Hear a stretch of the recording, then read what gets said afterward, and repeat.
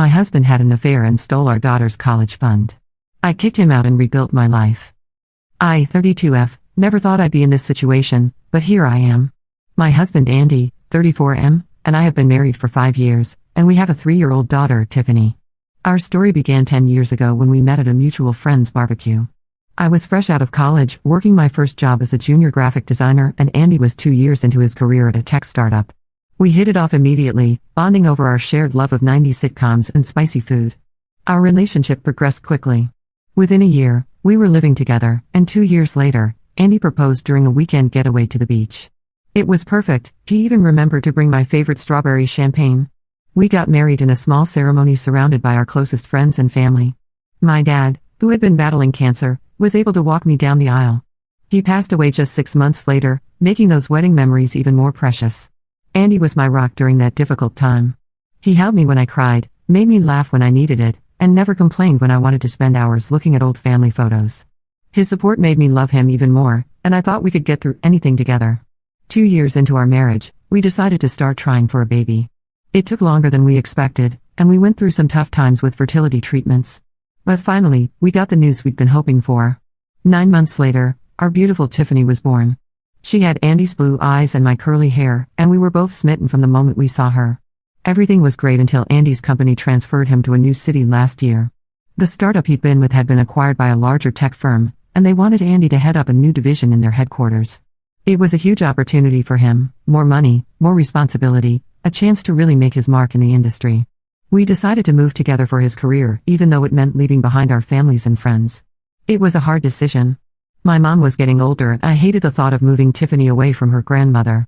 Andy's parents had retired to Florida a few years earlier, so they were already at a distance. But we had a solid group of friends, people we'd known since college, couples we'd met through parenting groups. Leaving them behind was tough. But we thought it would be an adventure. A chance to start fresh in a new place, make new friends, explore a new city. We sold our starter home, the one we'd lovingly renovated together over weekends and holidays, and bought a bigger house in the new city.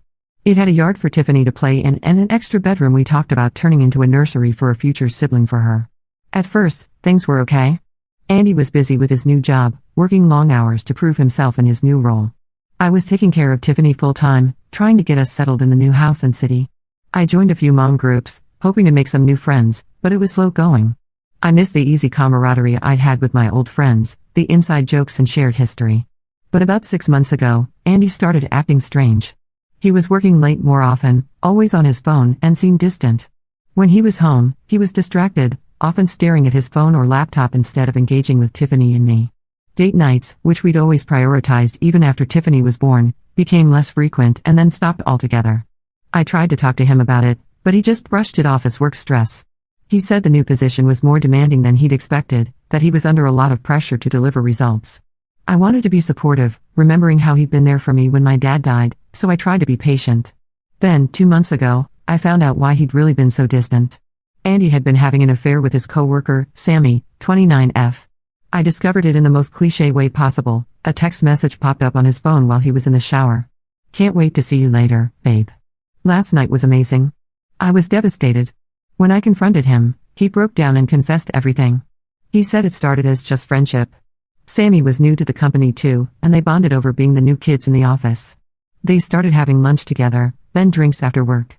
He swore he never meant for it to go further, but one night, after a particularly stressful day at work, one drink led to another, and he swore it was over and begged for forgiveness. He said he'd made a terrible mistake, that he loved me and Tiffany more than anything. He promised to do whatever it took to make things right. I was torn. On one hand, I loved Andy. We'd been through so much together, the joy of our wedding, the pain of losing my dad, the struggle to conceive Tiffany, the excitement of starting our life in a new city. He was the father of my child, the man I'd planned to grow old with. And I wanted to keep our family together for Tiffany's sake. She adored her daddy, and the thought of breaking her heart was almost as painful as Andy's betrayal. On the other hand, I felt completely betrayed. This wasn't just a one-night stand, a drunken mistake. This was an ongoing affair. He'd been lying to me for months, coming home to me and Tiffany after being with another woman. How could I ever trust him again? After a lot of thought, I decided to give him another chance, but with conditions. He had to change jobs. I couldn't stand the thought of him working with Sammy every day. He had to go to marriage counseling with me. We clearly had issues we needed to work through. And he had to be completely transparent about his whereabouts and communications. No more passwords on his phone, no more secret late nights at the office. Andy agreed to everything. He found a new job at a different company, started counseling with me, and even gave me access to his phone and email.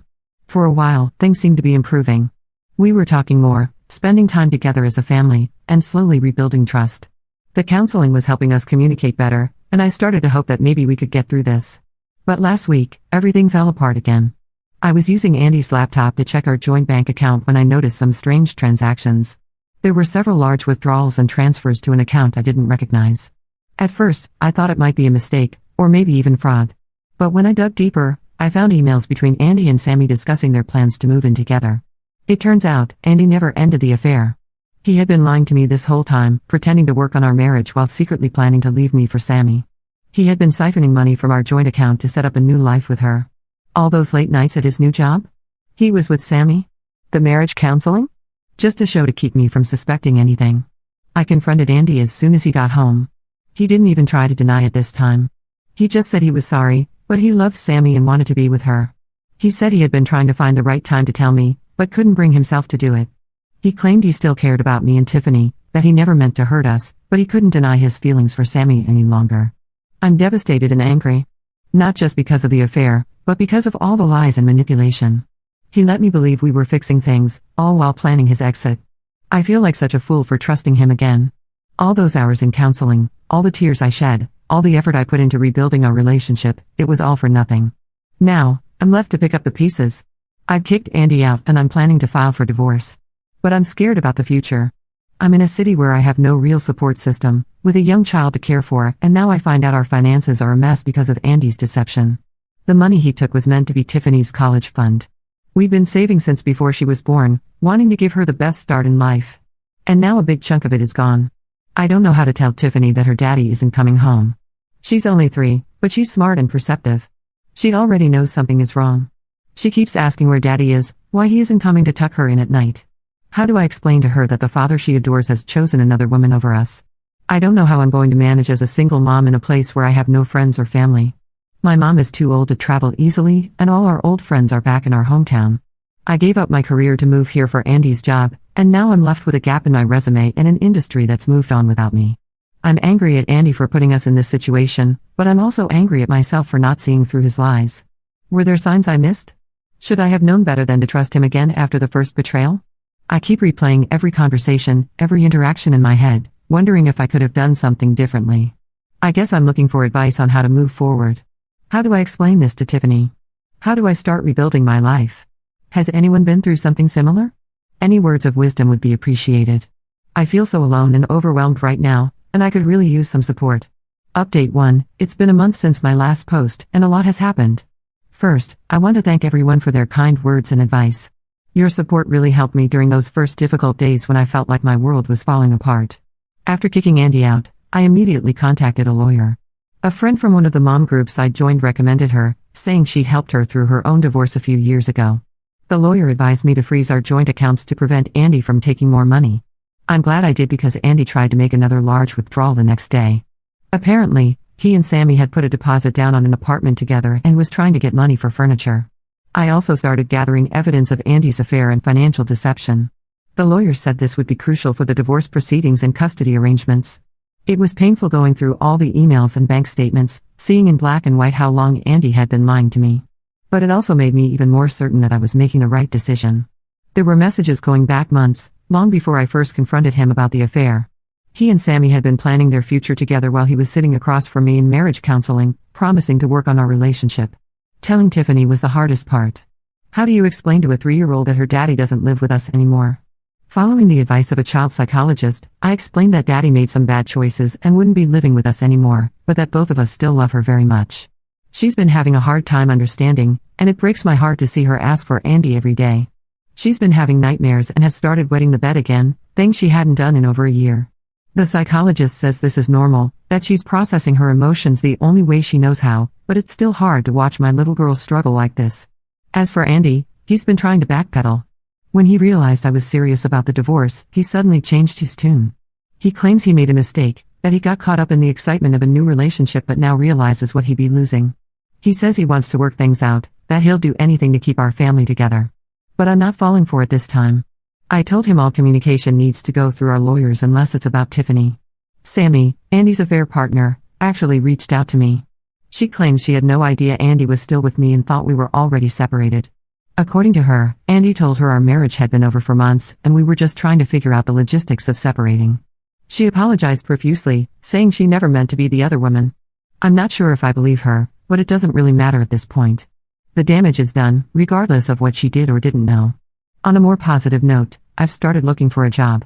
It's been years since I worked, having been a stay-at-home mom since Tiffany was born.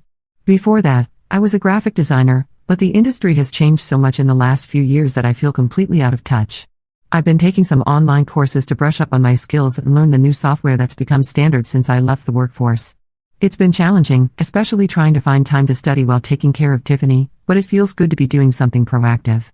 I've had a few interviews, mostly for entry-level positions that I'm probably overqualified for, but I'm trying not to be too picky. I need to become financially independent, and I figure any job is a good starting point. I'm hopeful something will come through soon. In the meantime, I've picked up a few freelance design jobs through some online platforms. It's not much, but it's helping to keep us afloat and it's good for my portfolio. I've also reached out to some mom groups in the area. It's been nice to connect with other women, some of whom have been through similar situations. They've been a great source of support and practical advice. One of the moms, Lisa, has become a real friend. Her son is in the same preschool class as Tiffany, and she's been through a divorce herself. She's been an incredible help, offering to watch Tiffany when I have job interviews and just being there to listen when I need to vent. My parents offered to let Tiffany and me move back home with them. It's tempting, especially for the support, but I'm hesitant to uproot Tiffany again so soon. She's already dealing with so much change, and I worry that moving her away from her preschool and the few friends she's made here would be too much. For now, I'm trying to make it work here. But I haven't ruled out moving back home in the future, especially if I can find a job here soon. The divorce proceedings have started, and it's going to be a long process. Andy is contesting the division of assets, claiming he shouldn't have to split everything 50-50 since he was the primary earner. He's trying to claim that the money he took from our joint account was his to begin with since he earned it. My lawyer assures me we have a strong case, especially given his infidelity and financial deception. She says that in our state, the fact that I gave up my career to support his and to raise our child will be taken into consideration. It's been a roller coaster of emotions. Some days I feel strong and determined, ready to take on the world as a single mom. Other days I can barely get out of bed, overwhelmed by grief and fear about the future. But I'm taking it one day at a time and focusing on what's best for Tiffany and me. I'm trying to establish new routines for us, to create a sense of stability in the midst of all this chaos. I've also started seeing a therapist myself. It's helping me process my feelings about Andy's betrayal and rebuild my self-esteem. I realize now that I had lost a lot of myself in our marriage, especially after we moved for Andy's job. I'm slowly rediscovering who I am outside of being Andy's wife and Tiffany's mom. Thank you again for all your support. It means more than you know to have a place to share my story and receive such kindness from strangers. I'll update again when there are significant developments. Update 2. It's been 3 months since my last update, and 6 months since I discovered Andy's betrayal. A lot has changed, and I wanted to share the developments with you all. First, the good news, I got a job. It's an entry-level position at a marketing firm, focusing on digital design. It's not exactly where I was in my career before I took time off to raise Tiffany, but it's a start. The hours are flexible, which helps with taking care of Tiffany. My new boss, Maria, has been understanding about my situation and has allowed me to work from home 2 days a week. It's been challenging juggling work and single parenthood, but it feels good to be financially independent again. The job came through a connection I made at one of the mom groups. One of the other moms, Jenna, works at the firm and put in a good word for me. It just goes to show how important networking can be, even in unexpected places. I'm grateful for the community I found here, despite the difficult circumstances that led me to it. The divorce proceedings are moving forward, albeit slowly. Andy initially tried to lowball me on the settlement, offering much less than what my lawyer says I'm entitled to. He tried to argue that since he was the primary earner, he should keep most of the assets. But my lawyer stood firm, pointing out that my role as a stay-at-home parent allowed Andy to advance his career. We're still negotiating, but it looks like I'll get a fair share of our assets, including the house. Interestingly, Andy's attempts to hide money have actually worked against him in court. The judge was not impressed when we presented evidence of the funds he'd been siphoning off to set up his new life with Sammy. It's looking like I might even be awarded a larger share of our assets as a result of his deception. Custody has been another battle. Andy is pushing for 50-50 custody, but given his history of deception and the fact that he's living with Sammy now, my lawyer thinks we have a good case for primary custody with Andy having visitation rights. We've presented evidence of Andy's inconsistent involvement in Tiffany's life over the past few months, including missed visitations and last-minute cancellations. The judge seems to be leaning in our favor, but nothing is certain yet. Tiffany is adjusting, slowly but surely. She still has moments where she cries for Andy, especially at bedtime, but she's also becoming more settled in our new routine. I've enrolled her in a play therapy program, which seems to be helping her process her emotions. Her therapist says she's making good progress, but that it will take time for her to fully adjust to the new family dynamic. I've also noticed that Tiffany has become very clingy with me. She gets upset when I leave her at preschool and often wants to sleep in my bed at night. The therapist says this is normal given the circumstances and has given me some strategies to help Tiffany feel more secure. It's hard, but I'm trying to be patient and give her the extra attention she needs right now. As for me, I'm doing better. The mom group I joined has been a lifeline. We meet up regularly for playdates and adult conversation. It's nice to have friends who understand what I'm going through. Last weekend, we had a spa day at Lisa's house while her husband watched all the kids. It was just face masks and nail polish in her living room, but it felt so good to relax and laugh with friends for a few hours. I've also started a yoga class twice a week. My mom comes over to watch Tiffany, and those few hours of self-care have made a big difference in my stress levels. It's teaching me to be more mindful and present, which is helping me cope with the ongoing stress of the divorce and single parenthood. One unexpected development, Andy and Sammy broke up. Apparently, the reality of being together full-time, plus the stress of the divorce and custody battle, was too much for their relationship. Andy tried to use this as a reason for us to reconcile, but I shut that down immediately. Too much has happened, and I can't go back to that life of mistrust and betrayal. Andy seems genuinely regretful now. He's been more consistent with his visitations with Tiffany and has even offered to pay more child support than the court is likely to order. Part of me is glad to see him stepping up as a father, but another part of me is angry that it took all of this for him to realize what he had. Looking ahead, I'm cautiously optimistic. It's been a hard road, but I'm starting to see a future for Tiffany and me that doesn't revolve around Andy's choices. I'm focusing on building our new life, one day at a time. I'm even thinking about taking some advanced design courses to further my career prospects. I know there will still be challenges ahead. The divorce isn't finalized yet, and I'm sure there will be ongoing issues with co-parenting. But I feel stronger now, more capable of handling whatever comes our way. Thank you all for your continued support. Your kind words and advice have meant more than you know. I'll update again when the divorce is finalized. Update 3. It's been a year since my original post, and I wanted to give you all a final update. So much has changed, and I'm in a much better place now. The divorce is finally finalized. After months of negotiations and court appearances, we reached a settlement. I got primary custody of Tiffany, with Andy having visitation every other weekend and one evening a week. We sold the house and split the proceeds, which gave me enough to put a down payment on a small condo for Tiffany and me. It's not as big as our old house, but it's ours, and we're making it a home. Financially, things are stable. I'm still at the marketing firm and recently got a promotion to senior designer. It's not easy being a working single mom, but we're managing. I've also started a small side business doing freelance graphic design, which brings in some extra income. It's mostly weekend work when Tiffany is with Andy, and it's helping me rebuild my professional portfolio. Tiffany is thriving. She's adjusted well to our new life and is doing great in kindergarten. She's made new friends and is involved in ballet classes, which she loves. She still sees Andy regularly, and while their relationship is different now, it's good to see them bonding. Andy has been more consistent with his visitations lately, which has helped Tiffany feel more secure. Co-parenting with Andy has its challenges, but we're making it work. We use a co-parenting app to communicate about Tiffany's schedule and needs, which helps keep things civil and focused on Tiffany.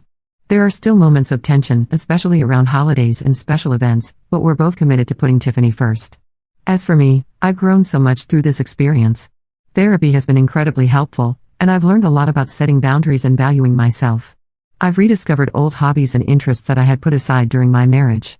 I've joined a book club and started painting again, something I loved in college but hadn't done in years. I've even started dating again, casually. It's scary putting myself out there, but it's also exciting to think about the possibilities. I've been on a few dates with a single dad I met through Tiffany's school. It's nothing serious yet, but it's nice to have adult conversations that don't revolve around work or parenting. My relationship with my family has grown stronger through all of this. My mom comes to visit more often now, and we talk on the phone almost every day. She's been an incredible support, both emotionally and practically. And I've reconnected with old friends from before I moved away.